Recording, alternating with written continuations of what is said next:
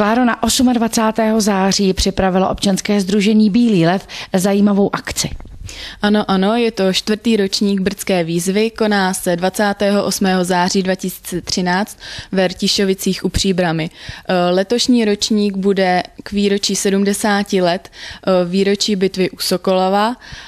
Brdská výzva už je to 4. ročník, první 2 ročníky se konaly pod záštitou Vojenského historického sdružení Brdy, ale poslední 2 ročníky v roce 2012 a letošní ročník jsou plně v režii občanského sdružení Bílý lev. Kdo se této akce může zúčastnit?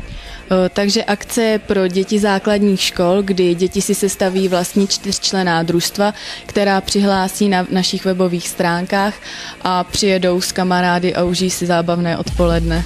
Kolik hodin celá akce začíná? Akce začíná v 11 hodin dopoledne. Vy jste připravili pro letošek v rámci Brdské výzvy i zajímavého hosta. Jako čestný host je pozván brigádní generál Miroslav Štandera, který letos oslaví 95. výročí narozenin a my se na něho moc těšíme. My víme, že občanské sdružení Bílý lev nepřipravuje jenom Brdskou výzvu, ale další zajímavé akce, a to nejen pro děti.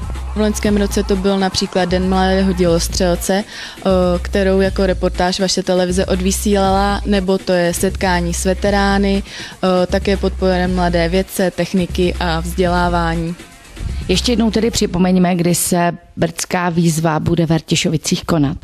Brdská výzva se bude konat 28. září 2013 v Rtišovicích u Příbrami od 11 hodin dopoledne a letos podporují obce v regionu této akce a také Ministerstvo obrany České republiky. Ovšem veškeré bližší informace určitě najdou zájemci na webových stránkách.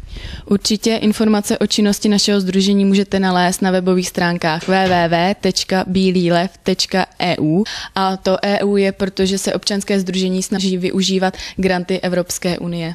My děkujeme za informace. Nashledanou. Nashledanou.